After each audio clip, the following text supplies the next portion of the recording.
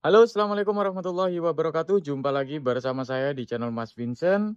Oke, teman-teman, di depan saya ada kulkas LG inverter, kulkas 2 pintu. Ini tidak dingin, teman-teman ya. Nah, untuk kulkasnya, kita akan coba cek untuk melihat kerusakan pada kulkas LG inverter. Itu cukup mudah, teman-teman ya. Jadi pertama kita lihat dulu ya.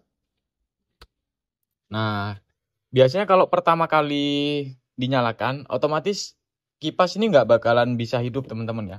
Jadi perlu kalian buka gini, nanti dia akan hidup. Nah, ini udah hidup. Nah, artinya kipas nggak ada masalah. Ya, kipas nggak ada masalah. Kemudian untuk bodi kulkas juga tidak panas. Kalau misalkan tidak panas, mesin kompresor hidup, otomatis udah pasti di bagian freon ya, ada kebocoran freon. Oke, sekarang kita cek di bagian belakang. Kalau untuk kulkas LG inverter itu ada kode ya teman-teman ya. Artinya ada kode kerusakan dengan kita melihat di bagian PCB sini. Jadi kita perlu buka kedua baut ini ya. Kemudian nanti kita bisa lihat kode kedipannya. Di belakang ataupun di atas ini sudah tertera ya kedipan-kedipannya. Tuh, LED 1 kedipan berapa? 1 kali, 2 kali, 3 kali, 4 kali, itu pasti ada. Nah, tinggal kalian lihat kedipan di bagian sini. Kemudian kalian lihat di bagian diagramnya. Sekarang kita akan coba buka di bagian PCB. Wah, ini udah mau maghrib ya.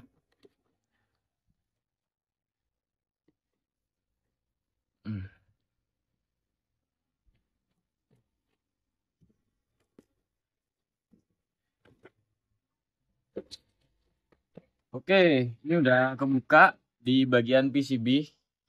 Ini biasanya ketika dinyalakan pasti akan muncul kedipan 1 kali cetet gitu. Nah, ketika kita sudah tunggu sekitar 7-10 menit, kalau misalkan ada kerusakan di bagian mesin kompresor, di bagian knob ataupun termostat, di bagian sensor defrost, otomatis dia akan berkedip, teman-teman. Entah itu berkedip di bagian LED 1 ataupun di bagian LED 2. Nah, itu kalian tinggal lihat di bagian sini. Kerusakannya apa?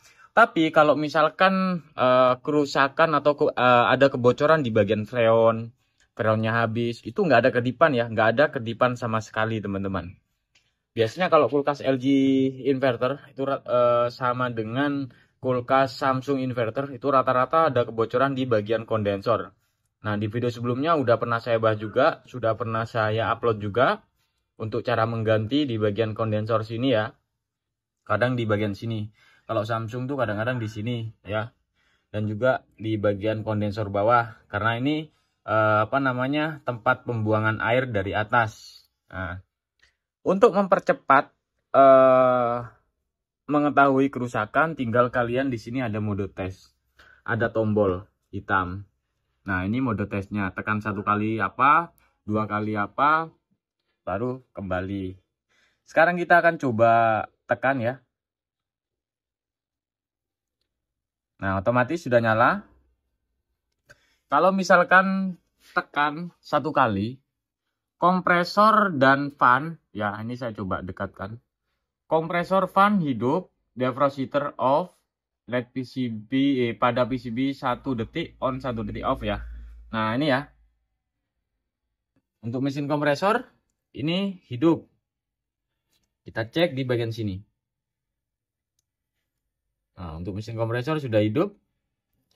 Nah, kalau misalkan udah hidup seperti ini, kalau kita pegang di bagian kondensor ini nggak nyetrum, nggak ya. Jadi kalau misalkan kita pegang ini nggak ada panas, sudah pasti fix itu ada kebocoran di bagian kondensor sini. Itu rata-rata di bagian kondensor, teman-teman. Sekarang ini kita akan coba matikan. Kalau misalkan ada kebocoran, tanda-tanda kebocoran itu kan pasti ada rembesan oli, teman-teman ya. Ini saya coba nyalakan untuk flashnya terlebih dahulu. Oke, udah nyala. Nah, biasanya ada korosi di bagian sini-sini. Nah, Ini kayaknya udah korosi banget tuh. Sampai kayak gini tuh. Ini udah korosi nih teman-teman. Nah, ini perlu diganti ya. Diganti dengan tembaga teman-teman ya. Nah, kemudian setelah kita ganti dengan tembaga, kalian bisa lapisi lagi dengan solasi bakar seperti ini. Karena untuk tembaga sekarang itu nggak sekuat seperti dulu lah, kayak gitu ya. Itu saran saya. Kalau nggak disolasi juga nggak masalah, cuman lebih awetnya ya disolasi tuh. Karena ini kan besi teman-teman ya, besi panas juga ya, kena air juga ya, nanti dia akan keropos meskipun udah dilapisi seperti ini gitu. Nah, solusinya jika terjadi seperti ini teman-teman ya, itu ya harus kita flashing terlebih dahulu. Kita ganti di bagian kondensor bawah, kemudian filter juga kita ganti, baru melakukan pengisian freon teman-teman. Nah, solusinya seperti itu. Ini pasti banyak sekali kejadian-kejadian pada kulkas LG inverter. Nah, kayak gitu teman-teman ya. Oke, nanti mungkin saya sambung ke part 2-nya ya, biar nggak terlalu panjang-panjang banget. Jadi mungkin tutorial ini untuk mengetahui kerusakan pada kulkas LG inverter 2 pintu. Jadi seperti itu. Ya, sampai sini paham teman-teman ya. Tinggal kalian lihat, kemudian tinggal kalian buka. Udah, cukup itu aja. Kalau misalkan kerusakan pada mesin kompresor ya kalian ganti mesin kompresor.